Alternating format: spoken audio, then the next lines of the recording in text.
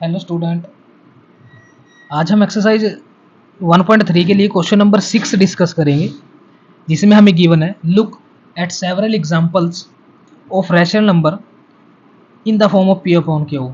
यानी कि कुछ ऐसे एग्जांपल आपको कंसिडर करने हैं जो पी अपॉन क्यू की फॉर्म में हो, तो ऑब्वियसली वो रैशनल नंबर बनाएंगे। और उसने कंडीशन दी है आपको, where P and Q are integer with no common factor other than one. क्या कहा है उन्होंने कि P और Q की वैल्यू ऐसी रखनी है, आपने ऐसी कंसीडर करनी है जिसके अंदर ओनली वन कॉमन फैक्टर हो। यानी कि सिर्फ आपके पास वन ही एक कॉमन होना चाहिए उन दोनों नंबर में। मान लो P और Q की वैल्यू आपको ऐसी लेनी चाहिए कि इन दोनों के अंदर सिर्फ वन ही एक कॉमन हो और कोई भी नंबर जो है इसके अलावा कॉमन ना आए। And having terminating decimal expansion. और क्या कहा उन्होंने कि P और Q की वैल्यू रखने के बाद वो उसका जो आंसर आना चाहिए वो टर्मिनेटिंग होना चाहिए, यानी कि पूरे का पूरा डिवाइड होना चाहिए, कंप्लीट डिवाइड होना चाहिए, रिमाइंडर जीरो होना चाहिए उसका। ये बताया उसने क्वेश्चन में। तो ऐसे कौन कौन से एग्जाम्पल है, और उसने लास्ट में पूछ लिया आपसे, can you gas what property Q must satisfy, कि क्यू की ऐसी कौन सी वैल्यू है जो इसको सेटिस्फाई कर देगी। ठीक है जी बात। तो चेक कर लेते हैं। मान लो लेट, मैं कंसीडर कर लेता हूं क्या प्यारे बच्चों, 2/5। अगर मैं 2/5 कंसीडर करता हूं, तो जैसे ही मैं इसको डिवाइड कर दूंगा इसका आंसर कितना आएगा, 0.4। अगर मैं 3/5 रखता हूं तो कितना आंसर आएगा, 0.6। अगर मैं 3/2 रख लेता हूं तब आंसर कितना आएगा, 1.5। अगर मैं 5/2 रख लेता हूं तो आंसर कितना आएगा, 2.5।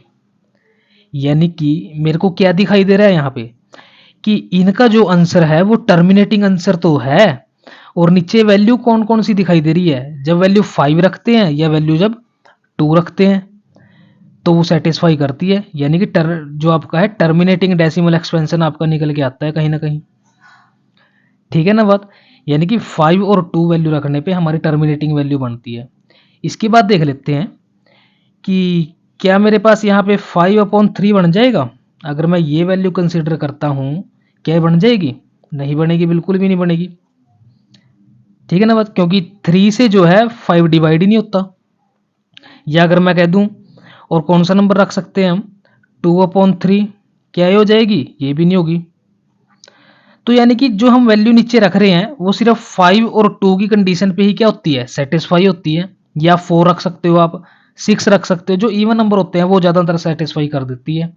ठीक है ना बात। 5 भी कर देता है यहाँ पे, क्यों, 5 के पास कहीं ना कहीं या तो 5 इंक्लूड होता है या 0। ठीक है ना। तो हम लिख सकते हैं, क्या लिखेंगे इसका आंसर, हम इसका आंसर लिखेंगे कि 5 and 2 द वैल्यू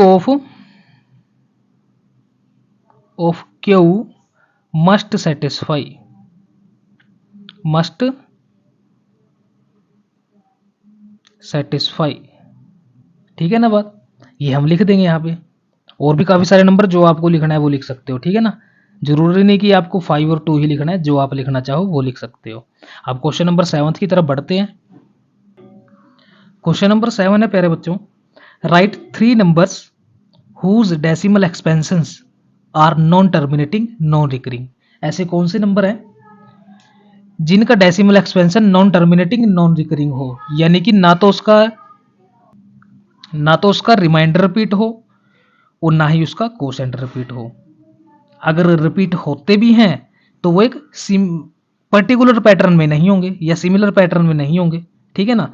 तो ऐसे नंबर तो हमने बताए थे आपको इंट्रोडक्शन वीडियो में, कौन से होते हैं भाई, द नंबर इस कौन कौन से हैं प्यारे बच्चों, √2 हो गया, √3 हो गया, पाई हो गया। ठीक है ना। और कौन से होते हैं, और लिख सकते हो आप, जैसे मैंने बताया था आपको एक एग्जांपल, 0.01, 001, 0001,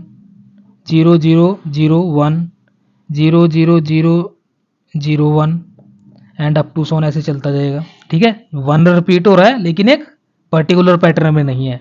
तो ये नंबर है जो कैसे हैं, नॉन टर्मिनेटिंग नॉन रिकरिंग। तो ये थी आपके पास प्यारे बच्चों आज की वीडियो। तो उम्मीद करते हैं आपको आपको वीडियो अच्छे से समझ आई होगी। और एक बात बताना चाहूँगा, आपको जो पिछली वीडियो है, लास्ट वीडियो जो होती हैं वो आई बटन में आपको मिल जाती हैं, तो आप चेक करके ज़रूर देखिए उनको भी।